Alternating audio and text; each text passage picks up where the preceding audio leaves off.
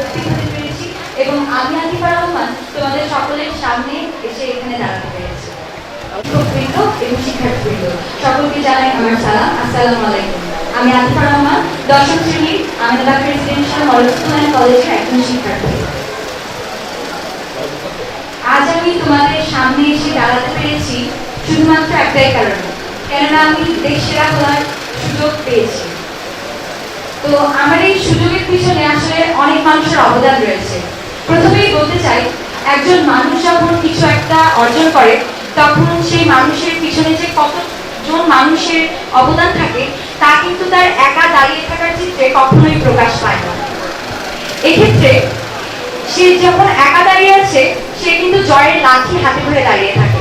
কিন্তু আমি নিজেকে সৌভাগ্যবতী হিসেবে কল্পনা করছি, কেননা এবি কর্তৃপক্ষ আমার হাতে জয়ের লাঠি ধরিয়ে দেয়নি, ধরিয়ে দিয়েছে একটি মাইক, সাথে একটি সুন্দর মঞ্চ। তাই আজকে যেহেতু আমি আতিফা রহমান সুযোগ পেয়েছি, তাই আমি কিন্তু অকৃতজ্ঞের মতো এই মাইকে সেই মানুষগুলোর নাম প্রতিধ্বনিত করে এখান থেকে নামবো না। তাই সবাইকে প্রস্তুত করছি।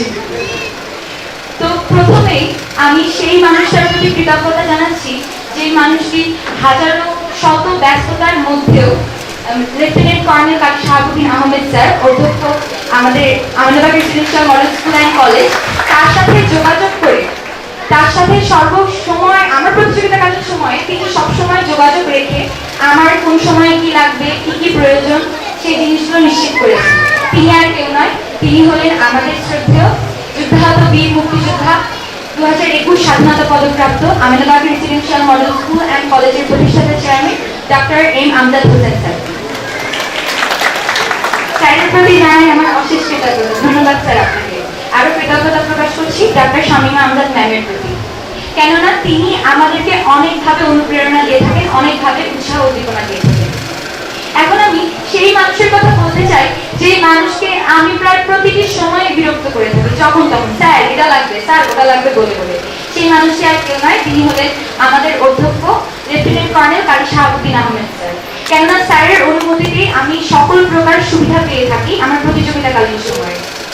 এরপর আমি কৃতজ্ঞতা প্রকাশ করছি উপাধ্যক্ষ বিনয় কুমার দাস স্যারের প্রতি, কেননা আমার প্রতি তার উৎসাহ উদ্দীপনা কখনোই কমতি ছিল না।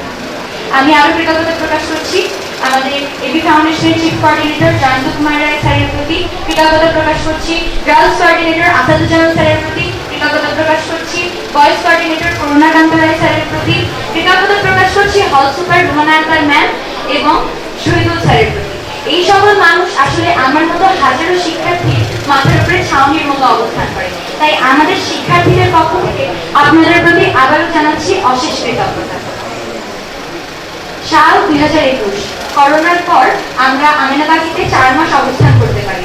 এরপর 2022 সালে আমি যখন অষ্টম শ্রেণীতে পড়ি, তখন 2022 সালে যে এসএসসি ব্যাচের আপুরা ছিল তাদের মধ্যে বিশেষ করে ফাইজা আপু এবং সুনামি আপুর কথায় আমি 2022 সালে যে হাউস কম্পিটিশন ছিল সেখানে মেয়েদের সাইদা আনোয়ার হাউসের পক্ষ থেকে ইংরেজি বক্তৃতা দেওয়ার সুযোগ পাই, যার কারণে পরবর্তীতে আমাকে আরো বিভিন্ন অনুষ্ঠানে উপস্থাপনা করার সুযোগ দেওয়া হয়েছিল। এবং যেই সুযোগটি দিয়েছিলেন আমাদের সাংস্কৃতিক অঙ্গনের প্রাণ রণজিৎ স্যার। রণজিৎ স্যারের প্রতি আমি জানাই আমার অশেষ কৃতজ্ঞতা, কেননা আমি গড়ে ওঠার পেছনে তার যে কতটা অবদান রয়েছে সেটা আসলে আমি এখানে বলে প্রকাশ করতে পারবো না। স্যার আপনাকে অনেক অনেক ধন্যবাদ। এরপর বলতে চাচ্ছি, আসলে আমার বিভাগটা যেহেতু ভাষা ও সাহিত্য, সেক্ষেত্রে আমাকে সকলে বলতেই পারে যে এক্ষেত্রে অন্য শিক্ষকরা তোমাকে কিভাবে সাহায্য করেছে অথবা তুমি কি সাহায্য পেয়েছে। প্রতিযোগিতাকালীন সময়ে যখন আমি এদিক ওদিক ঘোরাফেরা করতাম, তখন ঠিক যে কোনো শিক্ষকের সাথে আমার দেখা হতো, তারা কখনো কোনো নেতিবাচক কথা আমায় বলেনি। তারা সবসময় বলেছে, আতিফা তুমি পারবা, আতিফা এবারে কিন্তু শেখ হাসিনার হাত থেকে পুরস্কারটা তোমাকেই গ্রহণ করতে হবে, অবশ্যই তুমি পারবা। তো তাদের এই উৎসাহ উদ্দীপনা আমার জীবনের আসলে অনেক বড় পাথেয় হিসেবে কাজ করেছে।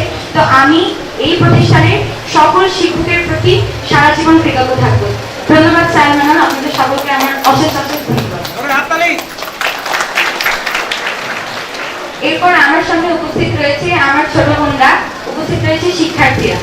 তোমরা আমাকে অনেক সময় অনেক অনুপ্রেরণা দিয়েছো, অনেক সময় এসেছে বলেছো আপু তোমাকে অনেক ভালো লাগে, তোমার এটা ভালো লাগে, ওটা ভালো লাগে। আসলেই তোমাদেরকে ধন্যবাদ, তোমাদের এই ভালো লাগে আজকে আমাকে অনেক দূর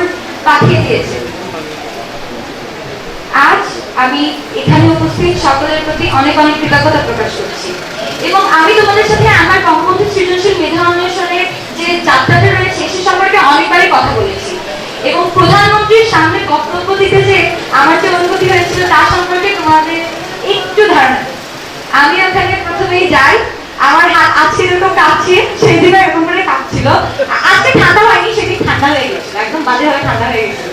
তো যখন বক্তব্য শেষ হলো তখন আমি চলে যাচ্ছি, কারণ এসএসএফ এর অনেক বেশি কড়া করেছিল, মানে তোমরা প্রধানমন্ত্রী যদি হাত না বাড়িয়ে দেয় তাহলে হ্যান্ডশেক করবা না, প্রধানমন্ত্রীর সামনে দু একটি কথা বেশি বলবা না, 30 সেকেন্ডের বেশি কেউ ওনার সাথে ওখানে থাকবা না। তো ওনাদের এত বকা ঠকা কে শুনবে? আমি তো বাবা ওখান থেকে চলে আসতে পারলেই বাঁচি।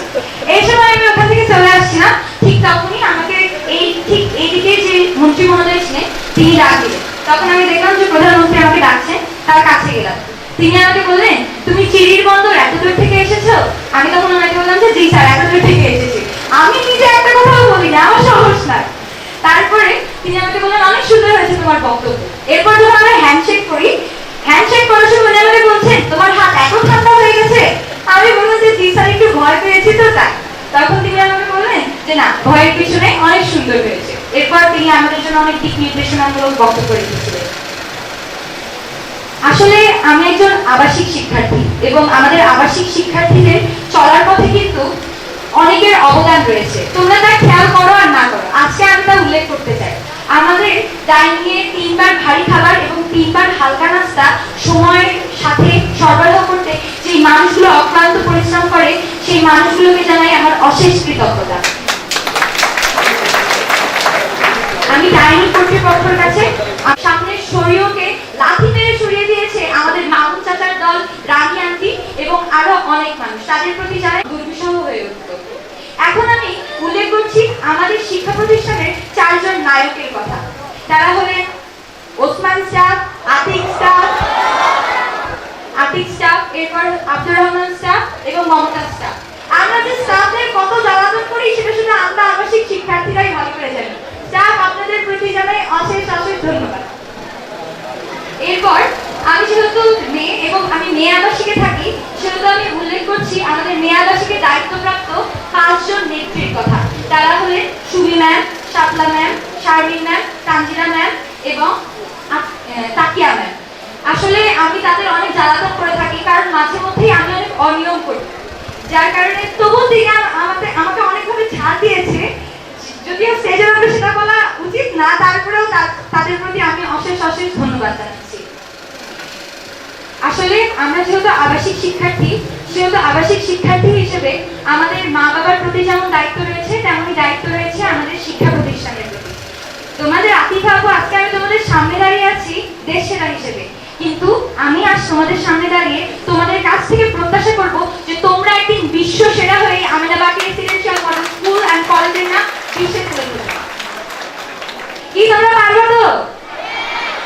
অবশ্যই পারবে ইনশাআল্লাহ। মহান আল্লাহ তাআলা আমাদেরকে সকলকে রহমত করুক যেন আমরা আমাদের স্বপ্ন পূরণ করতে পারি।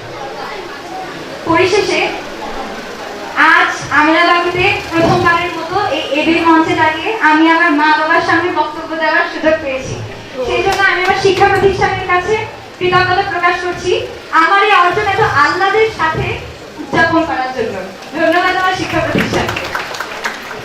আমি আমার মা বাবাকে বলতে চাই যে আসলে সন্তান হিসেবে আমাদের সকলেরই ভিত্তি রয়েছে, এবং এই ভিত্তি হচ্ছে সবচেয়ে মূলে এই ভিত্তি হচ্ছে আমাদের মা বাবা। এবং এই ভিত্তির উপরে দাঁড়িয়ে লাফাতে লাফাতে আমি একদিন আকাশ পেরিয়ে, মহাকাশ পেরিয়ে আরো উপরে উঠতে চাই। তাই মা বাবা, তোমাদের উপরে এত লাফাতে লাফাতে তো অনেক কষ্ট দিচ্ছি, তোমরা কিছু মনে করো না।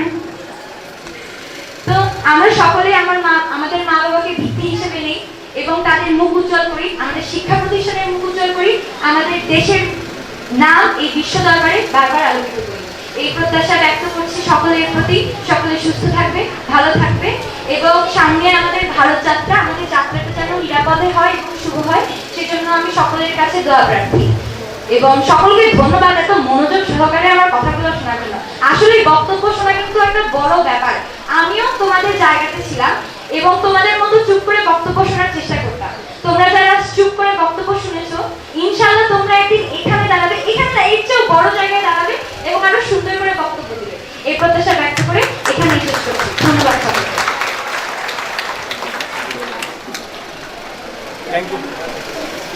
Thank you very much Atifa Rahman. Please আশীর্বাদ তুমি এখানে বসো। আতিফা তুমি এখানে বসো।